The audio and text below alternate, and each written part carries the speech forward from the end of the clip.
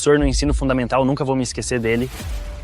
Pra mim, esse cara era a pessoa mais inteligente que eu conhecia. Ele começou a perguntar para crianças de 12 anos, provem pra mim, por que Deus é real? Então eu percebi, talvez Deus não seja real. Talvez tudo isso seja uma grande mentira de conto de fadas, só para que as pessoas não saiam por aí fazendo coisas realmente ruins. Elas têm que simplesmente acreditar cegamente nessa fé cega. Então eu meio que comecei a rejeitar o Islã, não só o Islã, mas toda a religião, e me tornei um pouco agnóstico durante meus anos mais jovens. Eu pensava comigo mesmo, tipo, ei, não tem nada de errado, por que estou respirando tão forte? E quando comecei a recobrar a consciência, abri os olhos devagar e vi meu amigo fazendo massagem cardíaca em mim. E eu fiquei completamente em choque, tipo, eu quase morri ali mesmo. E meu amigo estava fazendo aquelas compressões no meu peito. A primeira coisa que eu disse depois que acordei foi: testemunho que não há outro Deus senão Allah. Testemunho que Muhammad é o mensageiro de Allah. Testemunho que... Assalamu alaikum, irmão Alex, também conhecido como Lucide. Estamos muito felizes em tê-lo conosco. Vamos começar. Quem é Alex e você pode nos contar brevemente sobre sua vida? Wa alaikum assalam. Alex é um youtuber de 21 anos. Desde criança, eu sonhava em fazer vídeos para o YouTube, e eu posto vídeos sobre todos os tipos de conteúdos que fazem as pessoas refletirem. Comecei a fazer vídeos para o YouTube como se fosse meu trabalho em tempo integral, mesmo ganhando quase nada com isso, até que, eventualmente, cerca de 1 ou 2 anos depois, consegui largar a faculdade e agora estou aqui, viajando pelo mundo inteiro. Foram 16 horas de voo para vir aqui e gravar vídeos para o YouTube. Alá. Como era a sua vida em relação à fé? No que você acreditava? Na época, eu era um muçulmano social, é assim que eu costumo chamar, então seguir o Islã social significa que você não lê o livro de verdade, não segue realmente o irmão, que a paz esteja sobre ele, você só segue o que todo mundo está fazendo, você está apenas seguindo o muçulmano. É como ser um muçulmano de banco de trás, e foi isso que eu fui por muito tempo. Eu jejuava só porque todos ao meu redor jejuavam, e orava só porque todos ao meu redor oravam, mas nunca soube de verdade por que orava, ou jejuava, quais eram os benefícios, ou por que Deus disse isso. Eu só fazia o que todo mundo ao meu redor fazia. Eu seguia apenas observando e não realmente lendo, e esse foi o maior erro. Eu sempre fui criado com aquela ideia de que se o chinelo está virado para cima, está apontando para Deus. Astaghfirullah. É como se você dissesse que Deus está apenas acima e que Deus não pode ver debaixo desses chinelos. Então, é como se você colocasse limitações extremas em Deus, perdendo completamente o tawhid. Você meio que perde toda a essência de Deus ao dizer que ele só pode ver de cima para baixo. Então, se eu for para o meu porão e fechar a porta, Deus não pode me ver cometer um pecado. Então, todas essas falhas lógicas meio que foram impostas a mim e a muitos muçulmanos ao redor do mundo. E é isso que meio que nos torna muçulmanos sociais. Quais eventos te levaram ao ponto de deixar o Islã? Fui enviado para uma escola islâmica para me ensinar a rezar e a ler e escrever em árabe. E eu meio que rejeitei muita coisa naquela época. Era aquele tipo de escola que realmente empurrava o Islã goela abaixo e era muito, muito rígida. Eu chorava todas as manhãs indo para a pré-escola, desde o meu primeiro dia no pré-escolar até provavelmente o último dia. Eu entrava abraçando a perna da minha mãe, para que ela não me deixasse lá, porque eu não queria ficar longe dela. E entrar nessa escola porque era muito, muito rígida e severa. Então, com 4, 5, 6 anos, eu meio que percebi que não queria fazer parte de algo tão assustador e tão rígido. Eu comecei a me afastar disso, e o que realmente mudou as coisas e me fez ser meio que um ateu agnóstico por um tempo foi que eu tive um professor no ensino fundamental, nunca vou esquecê-lo, e ele explicou para uma sala cheia de muçulmanos e cristãos, dizendo que Deus não existe, que não há nenhuma prova empírica que você possa me mostrar para provar Deus, então eu não quero acreditar em Deus. E ele começou a perguntar para crianças de 12 anos, provem para mim, por que Deus é real? Todos nós, obviamente, não éramos educados o suficiente sobre o assunto. Hoje eu conseguiria, mas naquela época eu não fazia ideia. Então, esse cara era a pessoa mais inteligente que eu conhecia. Então percebi, talvez Deus não exista, talvez tudo isso seja uma grande mentira de conto de fadas, para que as pessoas não saiam fazendo coisas ruins. Elas têm que acreditar cegamente nessa fé cega.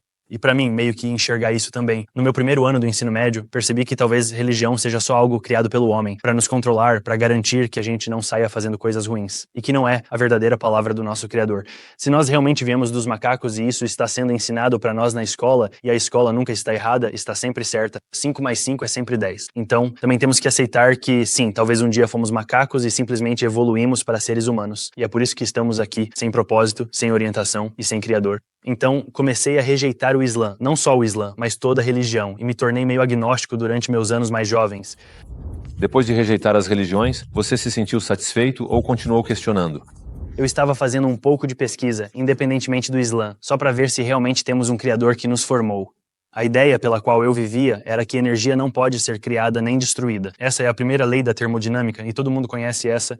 E na verdade, foi esse tipo de pensamento que me fez pensar, talvez todos nós sejamos Deus. Talvez todo ser humano, todo ser vivo seja Deus e todos nós estamos apenas explorando Deus. Então isso realmente fazia algum sentido para mim, porque se todos nós somos Deus, então muitas perguntas começaram a se acumular em cima disso. Como? De onde realmente viemos?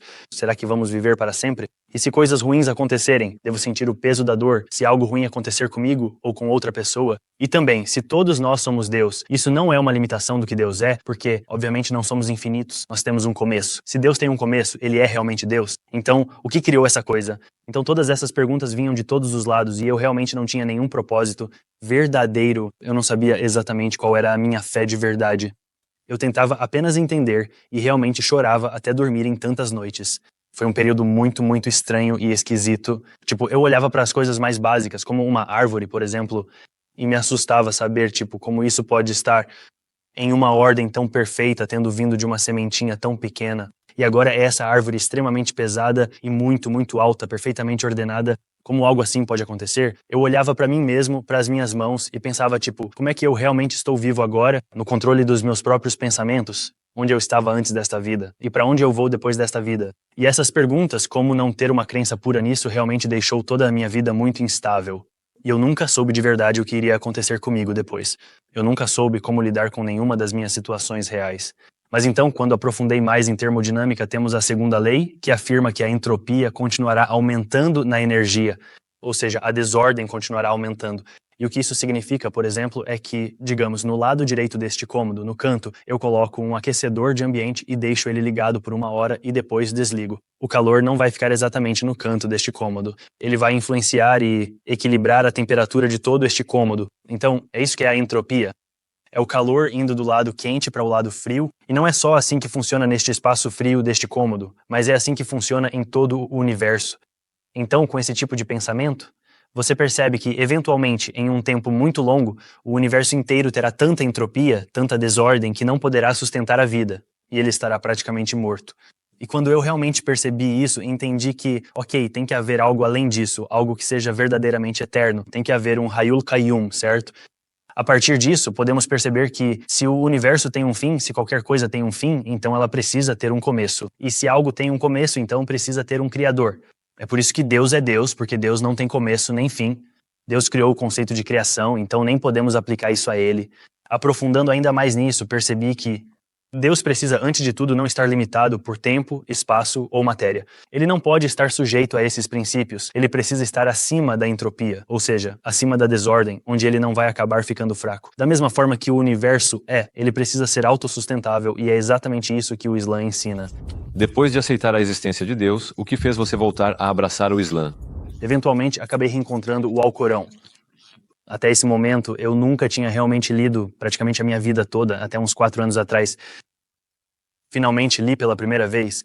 Eu achei que seria um livro escrito tipo Shakespeare, realmente muito difícil de entender, inglês antigo. Mas hoje em dia existem várias traduções novas que estão perfeitamente escritas em inglês moderno. Então, finalmente eu li, deixei meu ego de lado. Deixei de lado todas as barreiras que eu tinha, todas as dúvidas que eu carregava. E, na verdade, a cada página que eu virava, havia mais e mais milagres. Isso simplesmente me chocou. E eu soube que não havia como esse livro ter sido escrito por um ser humano. E especialmente não por um ser humano analfabeto que não fazia ideia de como escrever palavras tão eloquentes. Então, enquanto eu lia esse livro e via cada vez mais desses sinais, por exemplo, como alguém poderia saber há 1400 anos que o universo está em constante expansão, isso é uma afirmação tão incrível e milagrosa que só descobrimos de fato há cerca de 90 anos que o universo está se expandindo, algo que podemos realmente comprovar. Há 1400 anos tem que haver alguma verdade nisso. Todos os milagres no Alcorão, todos são verdadeiros. Não há um único que seja falho. Por exemplo, se eu te desse 55 afirmações e eu não sabia se alguma delas era realmente verdadeira. Talvez uma delas seja verdadeira. Talvez eu possa te dizer que o preço do Bitcoin em 45 anos vai ser $1 milhão. Isso pode ser verdade. E se estiver errado, então você pode refutar todas as minhas afirmações anteriores. Mas no Alcorão, uma afirmação após a outra, todas continuavam me mostrando mais verdades. Eu fiquei absolutamente chocado ao perceber que esse tempo todo, o que eu achava que estava seguindo como Islã, na verdade não era Islã nem de longe. É como se eu estivesse descobrindo essa religião pela primeira vez. Ok, rezar 5 vezes por dia, jejuar e fazer todas essas coisas não é algo tão robótico assim. Há partes no Alcorão que ensinam você a realmente ser uma boa pessoa e a ter essas interações com outros seres humanos.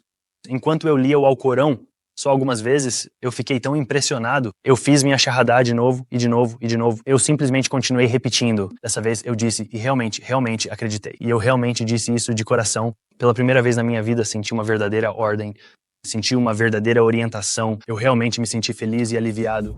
Como foi a reação da sua família depois que você redescobriu o Islã? Então eles não sabiam que eu meio que tinha me afastado do Islã, mas agora eles definitivamente sabem que estou ficando muito mais próximo dele. Por exemplo, agora sou eu quem lidera a oração em casa e estou tentando trazer o Islã ainda mais para dentro do meu lar agora. Então eu fui de um extremo ao outro do espectro até agora. Tipo, estou na frente do meu próprio pai, liderando a oração, algo que nunca imaginei que faria. Ah lá. Tornar-se um verdadeiro muçulmano teve algum efeito no seu canal do YouTube? Sim, eu estava escondendo que era muçulmano dos meus inscritos desde que comecei meu canal. Mantive isso em segredo. Pessoas na vida real me disseram que eu não deveria. Todos que me conheciam diziam, sabe, as pessoas não gostam de muçulmanos lá fora. Talvez nesta comunidade e cidade seja tranquilo ser muçulmano, mas em outros lugares todo mundo odeia muçulmano. Se você se assumir como muçulmano, me alertaram que eu perderia milhares de inscritos. Vai perder seus apoiadores mais fiéis, vai ser desmonetizado e não ganhará mais dinheiro com seu canal. E vai ter que perder seu emprego e coisas assustadoras. As pessoas me perguntavam, qual fé, no que você acredita, qual religião você segue? Eu conto quando chegar a 10 mil inscritos, depois 100 mil, disse 1 milhão de inscritos. Então percebi, de que estou me escondendo? Eu posso morrer amanhã de manhã. Não estou dizendo isso para ganhar mais pontos de popularidade com as pessoas. Estou dizendo isso porque essa é a verdadeira mensagem de Deus. Eu quero que Deus fique feliz comigo. Então não me importo se eu perder 1.000, 10 mil ou literalmente 890 mil inscritos. Olá, isso não significa nada para mim. Se estou fazendo isso por Deus, então, se eu perder todos os inscritos, estou satisfeito com isso. Quais foram as coisas mais difíceis e as mais doces para você depois de se tornar um muçulmano praticante? A coisa mais difícil e a mais doce, na verdade, foram exatamente a mesma. Porque quando eu tive que abrir mão da cultura, por exemplo, da música. Ou de, você sabe, tocar nas meninas, apertar as mãos e aquele beijinho no rosto. Quando eu tive que abrir mão de todas essas coisas, você poderia ver isso como uma limitação para mim mesmo, tipo, por que eu deixaria algo na minha vida me limitar e me fazer me divertir menos? A verdade é que, quando comecei a abrir mão dessas coisas na minha vida, quando comecei a fazer esses sacrifícios em nome de Deus, na verdade eu descobri que estava mais livre. Quando, por exemplo, deixei de ouvir música, sinto que meus pensamentos ficaram mais claros. Consegui pensar em ideias melhores para vídeos e estar mais focado na minha vida. Quando toco menos nas meninas, meus pensamentos sobre elas são mais puros porque mantenho distância delas e não tenho má intenção. Tudo isso que as pessoas veem como limitação, enxerguei como liberdade. Você já viveu algum evento extraordinário em que sentiu uma conexão especial com Allah? Eu estava no Havaí há uns 4 ou 5 meses e quase morri. O que aconteceu foi que fui para o Havaí, uma viagem super espontânea com um amigo meu. Na primeira noite, tive intoxicação alimentar. Comecei a vomitar. Eu não conseguia beber água e estava extremamente, severamente desidratado. No dia seguinte, eu desmaiei. Eu estava conversando com meu amigo e ele viu meus olhos virarem, então ele me segurou, porque eu ia cair e bater forte no chão. Esse momento foi o mais impactante de toda a minha vida. Tudo o que senti foi escuridão, o nada. Na verdade, eu só sentia como se estivesse sonhando. Começo a me sentir dentro do sonho, respirando muito pesado. Tipo, tudo o que eu sentia era eu respirando, tipo... E eu pensava na minha cabeça, tipo, ei, não tem nada de errado. Por que estou respirando tão forte?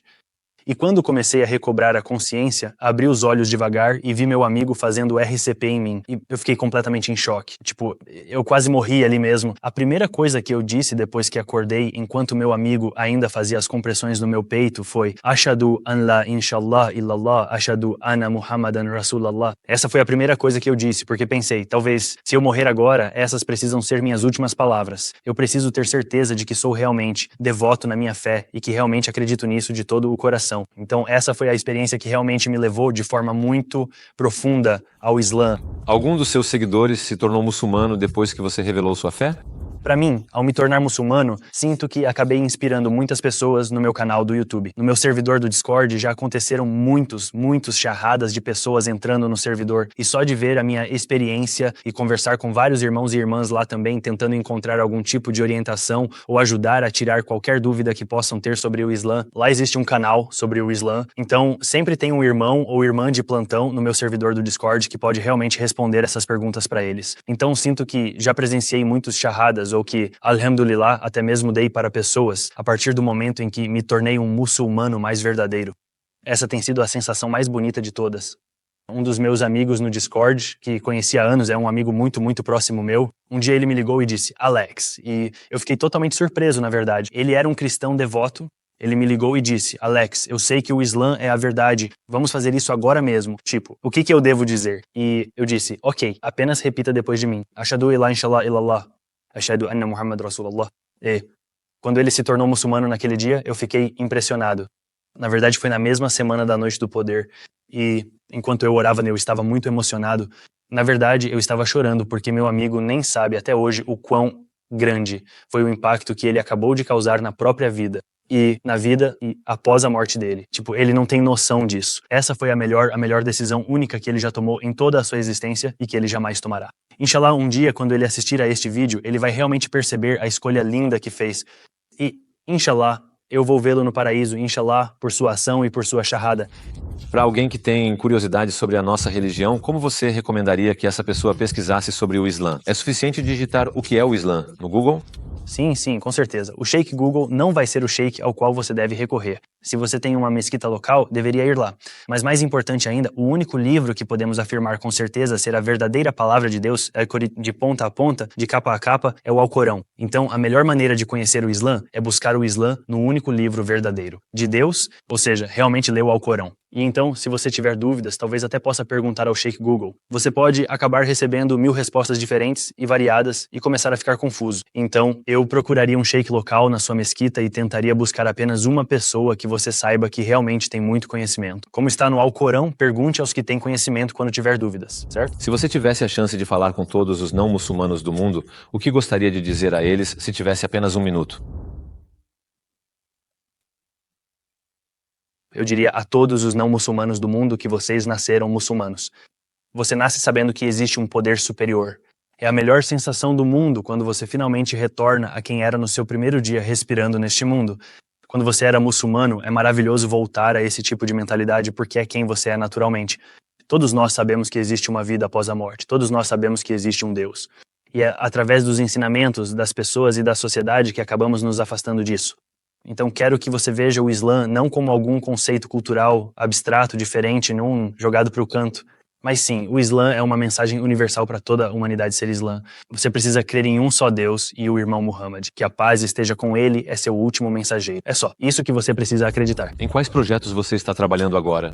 No Islã, estou trabalhando com a minha mesquita local. Vou tentar ajudá-los pelo menos a montar a parte de videografia para que possam postar seus próprios vídeos no YouTube. E assim eles podem divulgar sua própria mensagem. Porque na mesquita, especialmente de onde eu venho, há muito conhecimento. Há muitos muçulmanos inteligentes e intelectuais lá. Há muitos sheiks que realmente podem ensinar e espalhar a mensagem do Islã.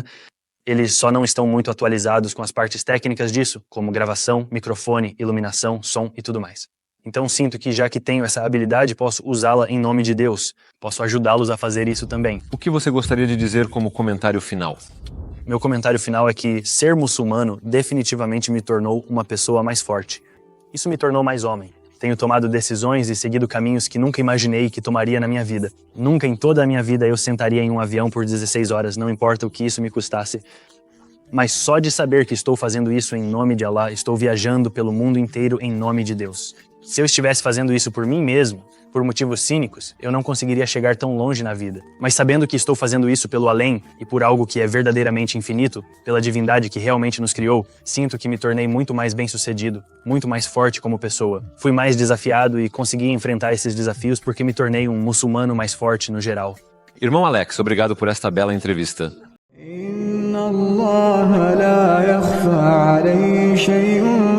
في الأرض ولا في السماء هو الذي يصوركم في الأرحام كيف يشاء لا إله إلا هو العزيز الحكيم